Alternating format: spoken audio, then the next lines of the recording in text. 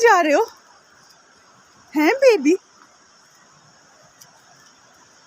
Hello नमस्ते जी, स्वागत है आपका एक और नए ब्लॉग में। ब्लॉग की शुरुआत मैं दिन के 11:15 बजे से कर रही हूँ और हम फिर से आज निकल गए हैं घर से। हम जा रहे हैं अक्षी को पोलियो पिलाने। हमारे को पता ही नहीं था कि आज पोलियो डे है और हमारे फ़ोन भी बंद थे पिछले कल से, क्योंकि हमारे को लाइट नहीं है। सबको लाइट है और हमारे को लाइट पता नहीं कहाँ से ख़राब हुई है। और ये है लाइट जोड़ने वाले एक्सपर्ट, जिन्होंने लाइट को जोड़ना कम और ख़राब शायद ज़्यादा कर दिया है। जितनी तारें बची हुई है वो भी अब काम नहीं कर रही। हमारे को कहीं से फॉल्ट पड़ा हुआ है लेकिन हमारे को पता ही नहीं चल रहा कहाँ से है। और कौन शुरू करा? अच्छा, इन्होंने एक अंकल है यहाँ पे पास में, उनके घर गए थे सुबह सुबह, तो उन्होंने बोला मैं दिन को आऊँगा लाइट ठीक करने। और हमने अपने पड़ोसियों के घर में फ़ोन चार्ज करे है सुबह। और ये फिर से गाड़ी में बैठते ही गहरी नींद में सो गई है। घर में ये इतनी चिल्ला रही थी, इतनी रो रही थी, जैसे इसको हम इतना गोद में उठाया एकदम चुप हो गई। इसको कहीं जाने की आदत तो नहीं पड़ गई? हो सकता है ना, पर सोती तो ये हमेशा ये गाड़ी में, लेकिन जैसे इसको उठाया ये तुरंत चुप हो गई और अब सो गई। पोलियो पीना बेबी, हम पहुंच गए।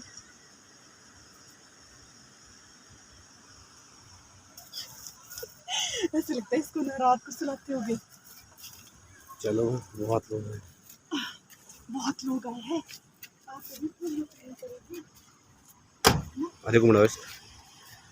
We reached. देखो कैसे सोई है, देखो। चलो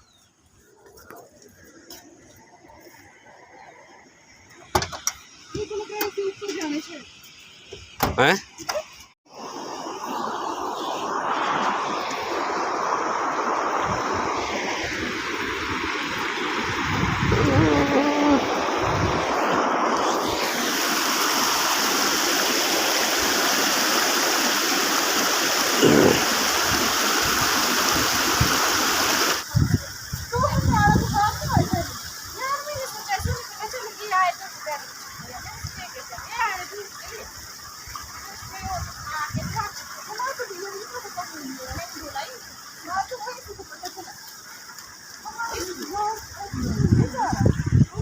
चुटकू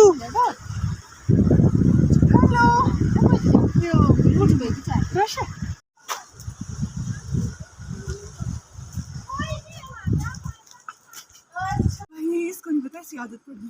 कहीं ले जाओ फिर शांत और सोना घर में, शोर मत करना। यहाँ पे चढ़ाई है और मेरी हालत खराब हो गई है और इसको हम इतने पकड़ लिया है। अब जब बहुत टाइम बाद चलते हैं तो बड़ा मुश्किल हो जाता है, क्योंकि मैं बहुत टाइम से ऐसे कहीं दूर के लिए चली नहीं हूँ। जब से ये पेट में थी तब से ही अभी तक, तो मेरे वैसे ही सांस फूलने लग जाता है अब, अगर ऐसे भी नॉर्मल चलती हूँ। यहाँ तो बहुत चढ़ाई है चलने के लिए। मेरे को नहीं पता यार कहाँ, जहाँ पे लोग दिखेंगे वहीं। हम पहली बार आ रहे हैं यहाँ, क्योंकि हम परे गांव जाते थे तो उन्होंने बोला वहाँ से आशा वर्कर ने कि कहीं भी बुलाओ हो जाता है। फिर हम यहीं आए, पास वाले स्कूल है ये, प्राइमरी स्कूल में आंगनवाड़ी है, वहाँ पे बुला रहे स्कूल के साथ। हाँ, ये जो लिखा हुआ यहाँ पढ़ा मैंने, मेरे को लगा पहले स्कूल में पिलाते उन्हें, क्योंकि मेरे को अपना याद नहीं आता आंगनवाड़ी के अंदर।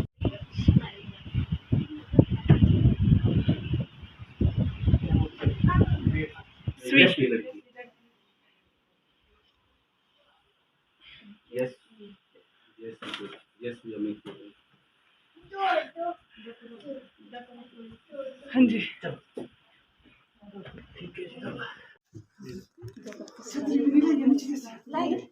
अच्छा था तो डालना चाहिए।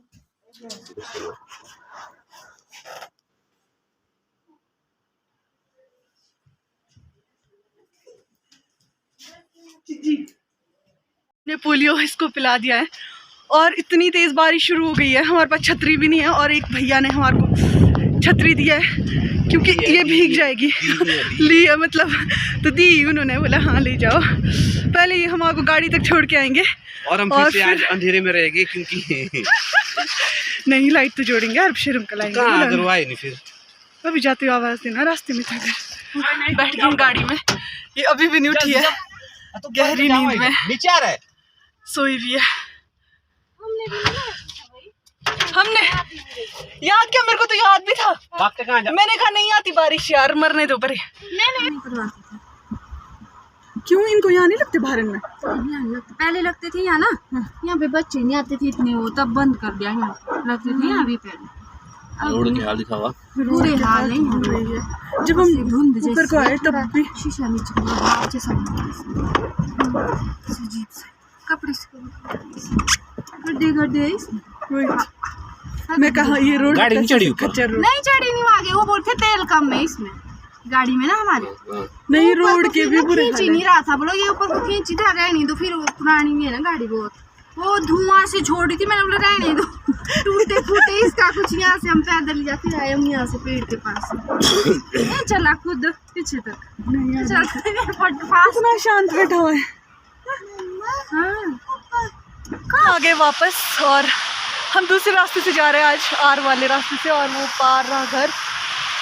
इधर अमित, अक्षी और साथ में ही हम उन अंकल को भी लेके आए हैं, वो उनके साथ में जो चल रहे हैं, जिन्होंने लाइट बनानी है, क्योंकि हमारे को 2 दिन हो गए बिना लाइट के।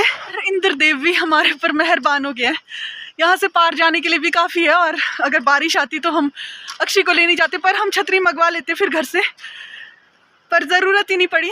अभी थोड़ी थोड़ी बूंदाबांदी है, बहुत ज़्यादा नहीं है, ऐसे हल्का फील हो रहा है कि बारिश आ रही है, तो हम निकल जाएंगे तब तक। और यहाँ पे रास्ता बंद है शायद, क्योंकि यहाँ पे हमारे पड़ोसी घर बना रहे हैं। किधर से आना है?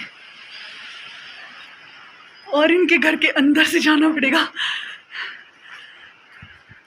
इधर ऊपर को आग यहाँ तक पहुँच गई थी, हमारे बगीचे के बिल्कुल पास में ही। जब मैं एक दिन आपको बता रही थी कि अमित शाम को शिमला से आया और वो लोग पीछे चले गए, और यहाँ पे आग लगी हुई थी, तो बुझाने के लिए ये लोग पहुँच गए थे। वैसे तो पीछे वाले पड़ोसी भी बुझाने लगे हुए थे, लेकिन अगर नहीं आते तो घर को भी खतरा था। लेकिन हमारे खेत खोदे हुए हैं तो उतनी आग जल्दी जल्दी नहीं पहुंची, फिर भी यहाँ तक ये बिल्कुल ही पास में पहुंच गई थी, तो कुछ नुकसान नहीं हुआ। हमारे घास वगैरह की टोलियाँ भी बच गई और बगीचे में भी नहीं लगी। छोटे पेड़ पार की साइड को काफ़ी जले हैं, लेकिन इधर आर वाला जो बगीचा है ये इधर को सेफ है बिल्कुल।